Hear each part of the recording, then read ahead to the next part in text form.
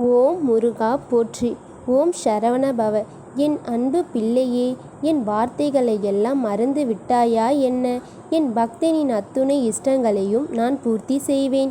ஒரு மனிதனின் மனம் முழுக்க என் மீது அன்பை சுமந்து கொண்டு என் பெயரை திரும்ப திரும்ப சொல்லிக்கொண்டு இருப்பாயானால் அவனுடைய அத்துணை இஷ்டங்களையும் நான் பூர்த்தி செய்வேன். அவனுடைய பக்தி என்னும் சாதனத்தையும் வலுவடைய செய்து பக்தி ஆற்றினை பெருக்கிக் கொண்டே இருப்பேன். இந்த வாக்கினை என் பிள்ளையாகிய உனக்கு அளித்துவிட்டு உன்னை விட்டு நான் எங்கு செல்வேன் கண்ணே? சரி, இன்று முதல் நான் சொல்வதை செய். வாழ்க்கையில் உனக்கு வரக்கூடிய குழப்பங்கள் நிறைந்த சூழ்நிலைகளையும் சிறு சிறு கடினமான விஷயங்களையும் என்னிடம் ஒப்படைத்து விடு. ஏன் என்றால் நீ வாழ்நாள் முழுவதும் செய்யக்கூடியதை விட அதிகமாகவே ஒரு நொடியில் நான் செய்ய முடியும். எனவே இன்று முதல் உன் ஒவ்வொரு சூழ்நிலையையும், ஒவ்வொரு கஷ்ட சூழ்நிலையையும், உன்னுடைய ஒவ்வொரு குழப்பங்களையும், கேள்விகளையும், உன் பதற்றத்தையும் கூட என் இடத்தில் ஒப்படைத்து விடு. எல்லாவற்றுக்கும் என் பிள்ளைக்கு பயம். அடுத்து என்ன நடக்கப் போகிறது என்று தெரியாத புரியாத நிலை. சுருக்கமாக சொன்னால் பயம் என்பது எதிர்காலத்தை நினைத்துதான்.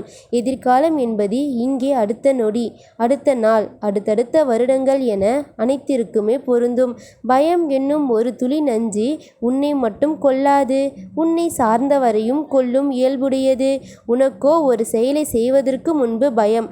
அச்செயலை நீ செய்தவுடன் அது சரியா என்ற பயம். மனதில் தோன்றுவதை வெளியே சொல்வதற்கு பயம். சொல்லிய பின்பு பிறர் என்ன நினைப்பார்களோ என்ற பயம். எதிர்காலம் குறித்து பயம், நிகழ்காலம் குறித்தும் பயம். கடந்த காலத்தில் நிகழ்ந்த கசப்பான நினைவுகளை கண்டும் பயம். யாருக்கோ எங்கோ ஏதோ ஒன்று நிகழ்ந்தால் அது நமக்கும் நிகழ்ந்து விடுமோ என்ற பயம்.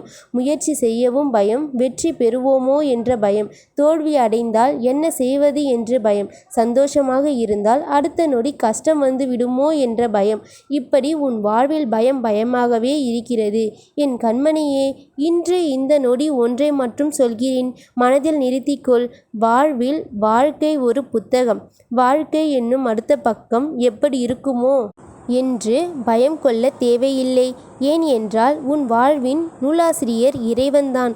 எனவே உன் வாழ்வின் அத்துணை பக்கமும் நன்மையாகவே இருக்கும். ஒரு இறைவனால் எப்படி தன் பக்தனுக்கு கெடுதலை எழுத முடியும்? ஆம், இதுவரை நீ வாழ்ந்த வாழ்வு உனக்கு நன்மைதான்.